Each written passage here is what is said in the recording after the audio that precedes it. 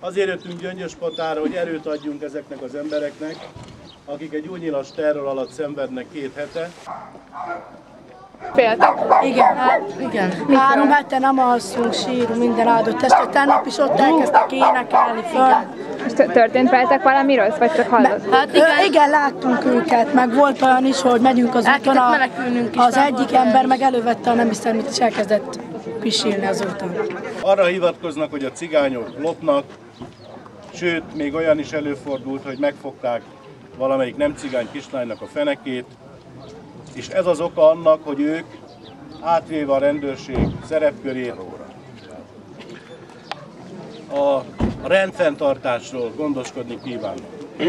Tűnik, hogy szabadon garázdálkodhatnak ezek az erők. Erre voltak lent, arra voltak, ellenlámpákkal verték. Indiánok megakadtak, mentetek haza, ezt kiabáltak.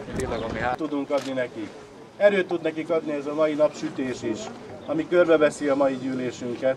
Erőt tud nekik adni az a sok-sok cigány és nem cigány ember, aki felelősnek érzi magát azért, hogy a legrosszabb helyzetűeknek, a bajba jutottaknak erőt adjon. Lássák, hogy mi is sokan vagyunk. Lássák, hogy amúgy nem vagyunk legalább egyedül, tudnak rajta segíteni. Vannak akikre bírunk számítani.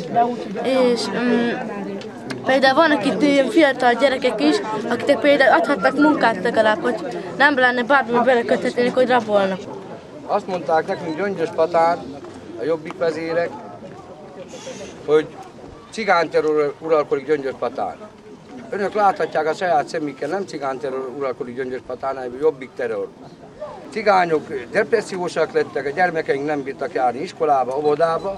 Mert mi szeretünk az iskolába Szeretnénk, ha legyen belőlünk valami. De amúgy múltkor is alig bírtuk elmenni az iskolába, a kisgyerekeket is alig bírtuk hazavinni, úgy megijedtek. Vannak itt némely olyan öregasszonyok, hogy felbíztatták a rendőröket, a gárdistákat, hogy a fiatalok ezt szopkodják tőlük. Kitaláltak, hogy a kis cigánygyerekek oda mennek a templomhoz és kéregetnek, de sehol semmi. Például gyönyörűen karózom, meg abból vartam egy kis pénzt. Mindegy csak még elvitték a korok. Ön annak, hogy itt megjelentek a Szebb Jövőért Egyesületnek? Nagyon jó, hogy megjelentek, már most csendben vannak. Nem mernek menni lopni sem.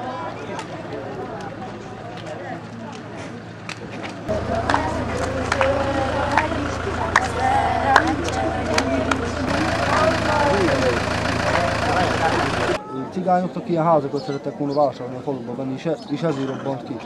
És ezt akkor azt találták ki, mert a Bajcsi úton lakok, hogy a Bajcsi útok csak véget akasztották fel az ember, a Jóska bácsit, pedig ez nem igaz, ennek is semmi nem igaz ebből, mert én ott lakok 17 éve, és soha egy összetűzés, vagy ilyen vitatkozás, vagy valami lett, vagy lopás, vagy még sose loptunk ilyeneket, még sose csináltunk ilyeneket. Levegőt is úgy kell venni, hogy meg kell kérdezni akármelyik magyart, hogy vehetünk-e levegőt. Bárki eljön Pestről, nem érti ezt a problémát. Tényleg ott kell élni, velük együtt kell élni, és gyakorlatilag megtapasztalni a mindennapi konfliktusokat. És akkor mondom még egyszer, valahol elszakad a célnak. Lehet, hogy egyikünknél ekkor, a másikunknál akkor. A másik oldalon is elszakadnak a célnák látni. Én nem vagyok tagja, én falubeli ember vagyok. De örül, hogy itt vannak. Én örülök, hogy itt vannak. A dolgozók is hozzátenni, hogy most ez a megnyilvánulás, annak volt az előbb, ez megmondom, hogy őszintén, az estétük fél. Fél attól, hogy lejöttek ide az emberek és megtorlást? Igen. Ez 100%.